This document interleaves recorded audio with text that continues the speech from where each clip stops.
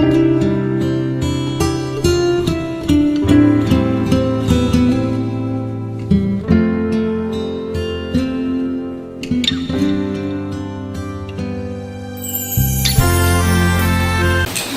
저희가 전해 주신 말씀은 마태복음 28장 1절에서 10절 말씀입니다. 마태복음 28장 1절에서 10절 말씀입니다. 말씀을 읽을 때 성령의 감동이 함께하기를 바랍니다. 안식일이 다 지나고 안식 후 첫날이 되려는 새벽에 막달라 마리아와 다른 마리아가 무덤을 버리고 갔더니 큰 지진이 나며 주의 천사가 하늘로부터 내려와 돌을 굴려 내고 그 위에 앉았는데 그 형상이 번개같고 그 옷은 눈같이 희거늘 지키려는 자들이 그를 무서워하여 떨며 죽은 사람과 같이 되었더라. 천사가 여자들에게 말하여 이르되 너희는 무서워하지 말라. 십자가에 못 박히신 예수를 너희가 찾는 줄을 내가 아노라. 그가 여기 계시지 않고 그가 말씀하시던 대로 살아나셨느니라. 와서 그가 누구셨던 것을 보라. 또 빨리 가서 그의 제자들에게 이르되 그가 죽은 자 가운데서 살아나셨고 너희보다 먼저 갈릴리로 가시나니 거기서 너희가 배우리라 하라. 보라 내가 너희에게 일렀느니라 하거늘. 그 여자들이 무서움과 큰 기쁨으로 빨리 무덤을 떠나 제자들에게 알리렸고 다름질을 할세. 예수께서 그들을 만나 이르시되 평안하냐 하시니 여자들이 나아가 그 발을 붙잡고 경배하니 이에 예수께서 이르시되 무서워하지 말라. 가서 내 형제들에게 갈릴리로 가라 하라. 거기서 나를 보리라 하시니라. 아멘. 호사나. 양계하는 집에 아들이 디살에 오셨다. 독수리 하나를 어떻게 어렵게 구해서 부화하는 부화하는 계란 속에 같이 넣어놨습니다. 그런데 독수리 알이 부화해서 또 병아리 같이 생활하고 성장하고 자랐습니다. 이제 중땅이 되고 그렇게 했는데 늘 닭 속에서 살고 그렇게 하다가 어느 날 이 독수리가 모이를 쫓다 하늘을 쳐다보는데 자기같이 생긴 독수리가 하늘을 나는 것을 보고 나는 저 날 수 없을까? 나도 저 창공을 날고 싶은데 날 수 없을까? 하고 하늘을 쳐다보다가 날개를 퍼덕퍼덕하면서 날아오니 비상이 됩니다. 그렇게 해서 이 독수리가 하늘을 날면서 뭐라고 했겠습니까? 나는 닭이 아니야. 나는 독수리여서 하면서 로만 빈센트 적극적인 사고방식의 그 책에 보면은 로만 빈센트 목사가 그런 얘기를 도입하고 있음을 봅니다. 내가 누군지를 알고 내가 누군지를 찾는 것은 참 중요하거든. 내가 내지 내가 누굽니까? 그런데 내가 누군 줄 모르고 살아가는 사람이 있다는 거예요. 이게 바로 문제가 된다 하는 것입니다. 우리 예수 믿으면서도 마찬가지입니다.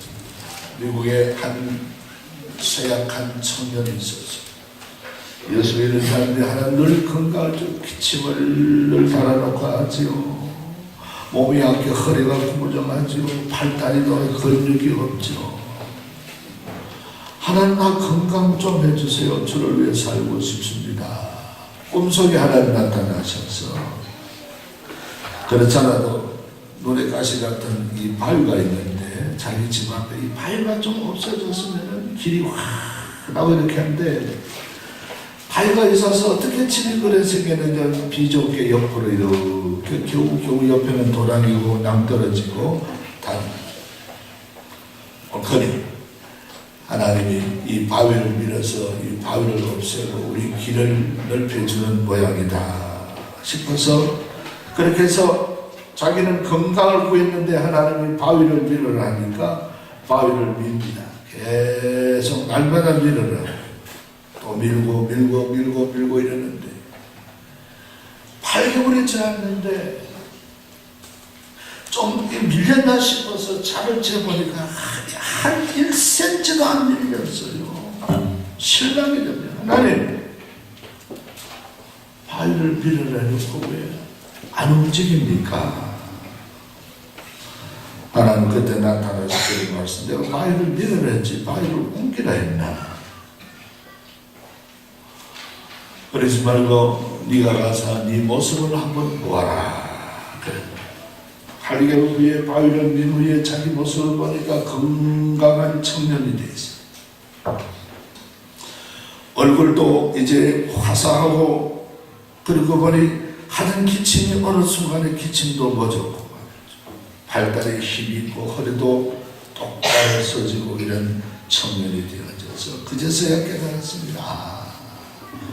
하나님이 나를 건강하게 주십시오 했는데 이 운동을 통해서 하나님이 하게 하셨구나 하고서 감사했다는 그런 얘기가 있습니다. 사랑하는 성도 여러분, 예수 그리스도의 부활 사건을 통해서 제자들이 많이 부활 사건을 통해서 달라졌습니다. 비겁하다 싶은 베드로는 예수 그리스도의 부활 사건을 보고 나중에 로마에 가서 거꾸로 십자가에 순교를 당하는가 하면 나는 예수님의 그 못자국을 보고 창자국을 보지 않고는 날 믿지 않겠다는 이 도마는 그 예수를 나의 주와 나의 하나님이라고 고백하고 나는 누구보다 더 멀리 가서 선교하리라. 인도에 가서 선교하다. 그의 무덤이 지금도 인도에 있습니다. 이렇게 회의주의자들이 약한 자들이 강해지고 담대해진 것은 부활의 사건을 부닥쳐서 부활의 사건 속에서 자기가 어떤 존재라는 것을 찾았기 때문인 것입니다. 여러분, 오늘 주어진 이 말씀 예수의 부활의 사건을 통해서 이 막달라 마리아와 다른 여인들이 찾아가서 예수님을 사랑하는 것을 소식을 듣고 전하는 이 말씀을 통해서 우리는 부활 사건을 통해서 우리도 이 제자들 같이 예수의 부활이 나와의 관계성 속에 있어야 돼. 예수 부활했지 나하고는 관계없으면 부활의 신앙이 될 수가 없다는 얘기죠. 그러므로 오늘 예수의 부활 사건 속에서 우리는 그 속에 들어가서 내가 나를 한번 찾아볼 수 있는 그런 시간이 되었으면 오늘 본문 말씀으로 들어가서 우리가 보면은 1절 말씀에 우리가 말씀을 자세히 보면은 한 발 앞선 사람 신앙이 한 발 앞서는 은혜를 받았다 하는 것을 볼 수 있어. 오늘 1절 말씀은 여인들이 이 바로 안식 후 첫날 옛날 안식은 토요일 아닙니까? 어제는 주일날은 옛날 안식이라니 가서 일찍이 가서 새벽에 가보니까 지진이 나고 이 구경을 다 했습니다. 지키는 자도 보고 예수님이 살아나시는 모습을 보았습니다. 왜 일찍이 달려갔겠습니까? 예수님께 향로를 바르기 위해서 그랬습니다. 예수님 33살이 세상에 떠나가셨는데 사람이 죽으면 석정을 좀 덜 서갖고 천천히 몸이 상해서 문드러지라고 향유를 가서 붓고 싶어서 안식일에는 2km 이상을 못 걷잖아요. 이스라엘 백성. 그래서 멀리 4km 5km 가려면 일이 되니까 안식 후 첫날이 되도록 학수고대하며 아마 그날 밤은 안식일 날 지내는 밤은 잠을 못 자고서 예수님 무덤가에 달려가고 싶었을 것입니다. 그러니까 새벽에 일찍이 와서 향로를 가지고 혀피우려 하니까 예수님이 살아나신 이 모습을 바라볼 수가 있는 것입니다. 그런데 이 제자들이 먼저 달려오더니 여인들이 먼저 달려와서 가장 앞서서 달려온 사람이 어떻게 했습니까? 가장 예수님의 부활의 사건을 먼저 경험했다 하는 것입니다. 여러분, 앞선 신앙이 남보다 앞선 은혜를 받습니다. 할렐루야. 할렐루야. 이걸 우리가 깨달아야 됩니다. 세상에는 세 가지 일하는 유형이 있잖아요. 첫 번째, 남이 하는 만큼 나도 한다. 네가 만큼 하느냐, 나도 그만큼 한다. 또 어떤 사람은 남은 그만큼 해도 나는 덜 한다. 또 한편으로 남이 이만큼 하면 나는 남보다 더 해야 되겠다. 여기 어떤 훌륭한 학자가 된 사람, 같은 기숙사에, 자기는 이쪽 기숙사에 있고 친구는 저쪽 기숙사에 늘 시험에 지면 그 애가 1등하고 내가 1등을 해요. 왜 그런가 싶어서 보니까 자려고 보니 하루는 창문을 열고 보니 그 친구 방에 아주 불이 있어요. 그러니 저래서 나보다 1등하는구나. 저 친구가 불 꺼지고 내가 5분을 더 공부해야 되겠다. 그날부터 각오하니까 그 친구를 따라잡고 자기가 1등을 하더라. 남만큼 해서는 안 됩니다. 세상 사람같이 세상 볼일 다 보고 세상 짓 다 하고 하나님을 위해 살겠다. 어느 누구나 말도 안 되는 일들입니다. 그러므로 우리는 한 발 앞선 신앙이 남보다 한 발 앞선 은혜를 받는다. 세상이라는 이 요술장에는 우리가 어떤 사람에게 성공을 안겨줍니까? 어떤 사람에게 많은 소유를 안겨줍니까? 남보다 한 발 앞서는 자에게 그 소유와 모든 것들을 그렇게 성공을 부여하듯이 하나님의 은혜도 마찬가지다 하는 것을 알 수 있습니다. 고린도전서 9장 24절에 말합니다. 운동장에서 다름지는 자리 다 다난할지라도 오직 상을 받는 자는 한 사람인 줄 너희가 알지 못하느냐. 너희도 상을 받도록 이와 같이 다름질하라. 이기기를 다투는 이마다 모든 일에 절제하느니 그들은 썩을 승리의 관을 얻고 어때 우리는 썩지 아니하를 면류관을 얻느리라 말씀하고 있습니다. 로마서 12장에 말합니다. 이 게으르지 말고 부지런히 열심을 품고 주를 섬기라 그랬습니다. 주를 섬기는데 열심을 낼 수 있기를 주의 이름으로 축복합니다. 아멘. 은혜 받으려고 애쓰고 힘쓰고 성경에 말한 천국은 침노하는 자가 빼앗느니라 그랬습니다. 그래야 하나님의 은혜를 받고 하나님의 역사를 힘입을 수가 있는 것입니다.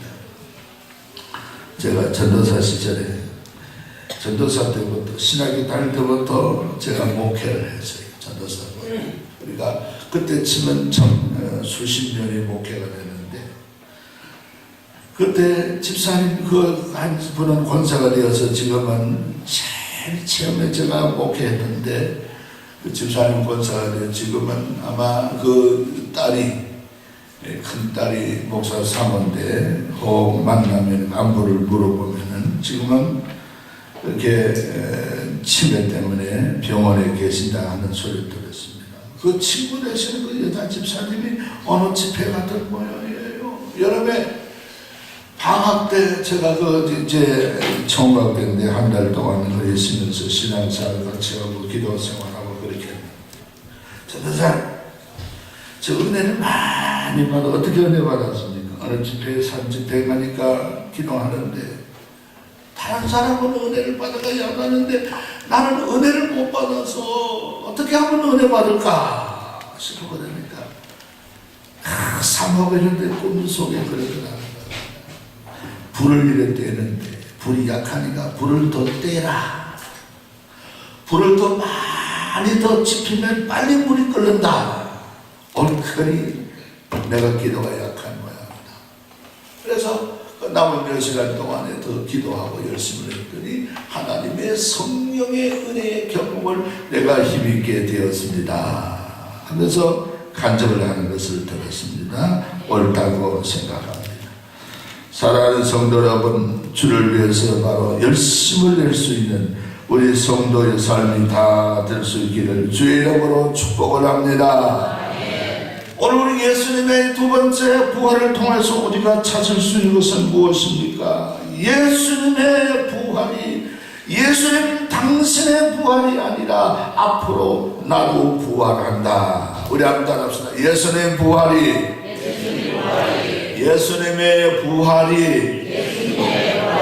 나도 부활합니다. 할렐루야. 그 징표가 바로 예수님의 부활하신 것입니다.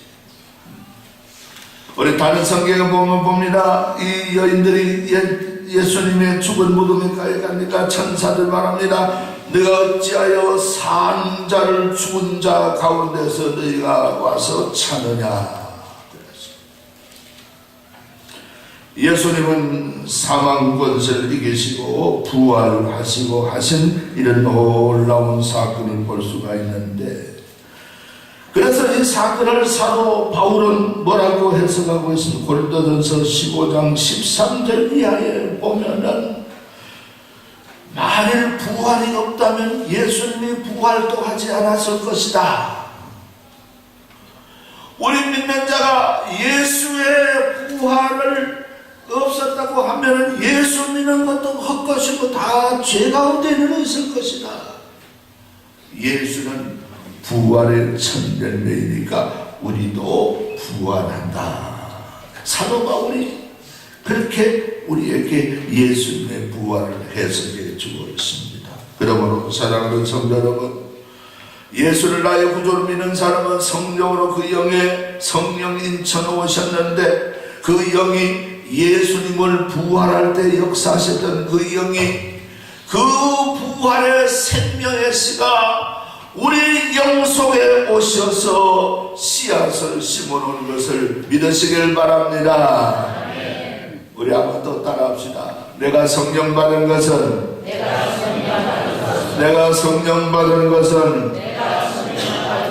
부활의 생명을 받은 것입니다. 할렐루야. 이걸 잊지 말아야 됩니다. 어느 문서를 보니 그런 얘기였어요. 영국의 윌리엄 세닉스 브라이언이라는 사람이 이집트 카이로에 가서, 이 사람 학자인데, 저는 영국 고고학을 하는 연구하는 학자인데, 에집트에서 이 무덤에 3000년 된 무덤에서 이런 씨앗을 냈습니다. 무슨 씨앗인데 그게 완두콩 씨앗이 있는데 보니까 다 쪼글쪼글하더라고요. 완두콩이 얼마나 큽니까? 쪼글쪼글해져서 벌벌 얼더라고요. 이거 되겠나 싶어서 영국에 가져와서 자기 화분에다 심어놓고 정성을 키웠는데, 보통 그 씨앗보다 시간이 걸리는데 이 씨앗이 살이 트더라고요.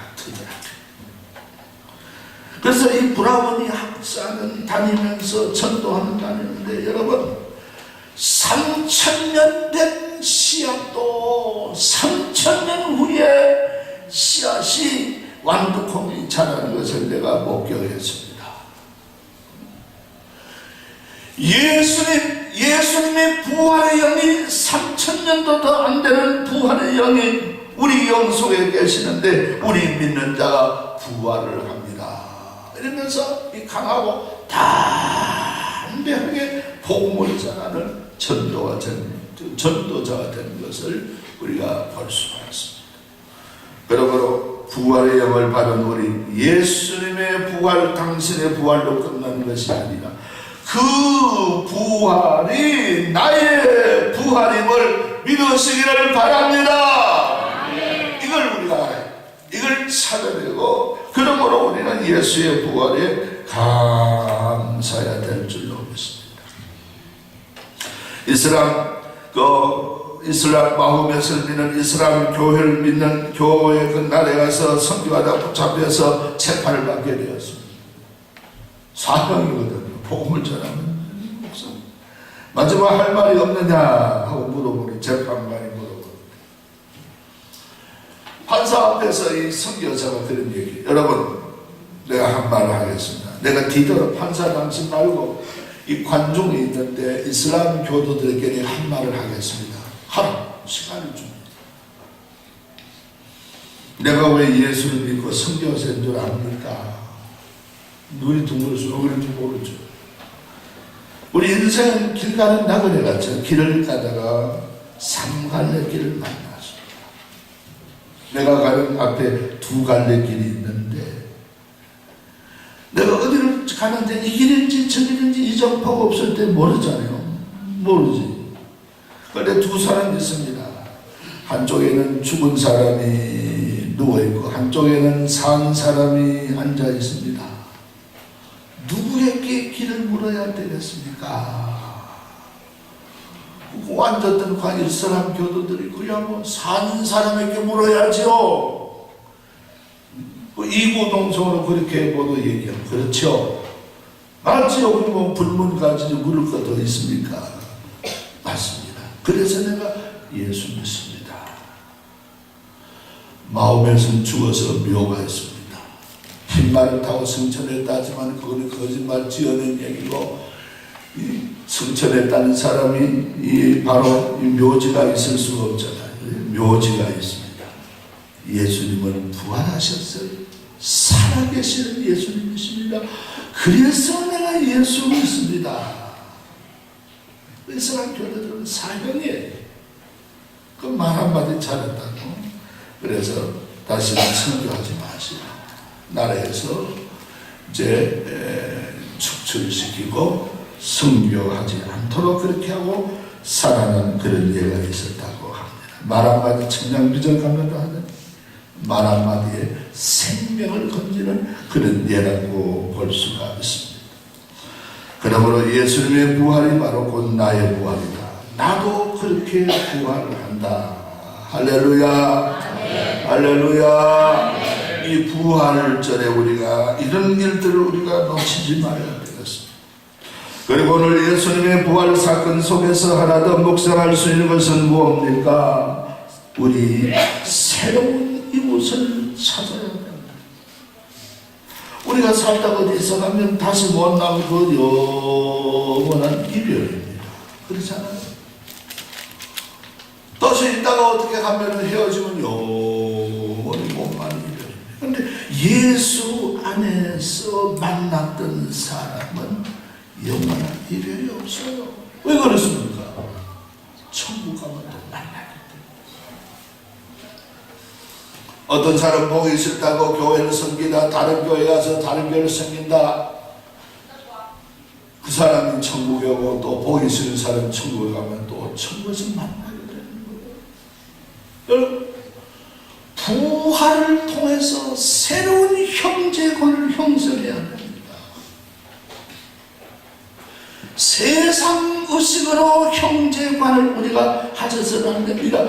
우리는 과거 지향적인 형제관을 버려야 돼요. 내 고향 사람이다. 내 같은 학교 출신이다. 내 혈연, 내 친척이다. 내 부모 자식이다. 그건 좋습니다. 그걸로만 이웃이 아니고 같이 사는 게 아니에요. 우리 예수 믿는 사람은 미래지향적, 장차 하늘나라 가서 형제 자매 될 사람이 바로 예수 믿는 사람들이에요. 그런 사람을 보기 싫고, 보기 싫으면 뭐 천국 안 가야 되죠. 천국 가지 말고 천국 가면 어디 가겠습니까? 미래지향적으로 볼 때 우리 예수 믿는 사람, 우리 주한교회도 그렇고 이웃교회도 그렇고 예수 믿는 사람은 다 천국 가서 같이 만날 형제 자매인 것입니다. 부활관에서, 예수의 부활 사건관에서 믿는 사람의 형제관이 달라져야 되는 것입니다. 할렐루야. 이걸 우리 깨달아야 돼요. 이걸 우리 놓치면 큰일 납니다. 그렇게 해서 우리는 예수님 오늘 말씀하시기를 내 형제들에게 가서 얘기하라. 예수님도 천국 가지만 이 제자들도 천국 오니까 형제들에게 가서 얘기하라 하시면서 이렇게 말씀하신 것을 볼 수가 있는 것입니다.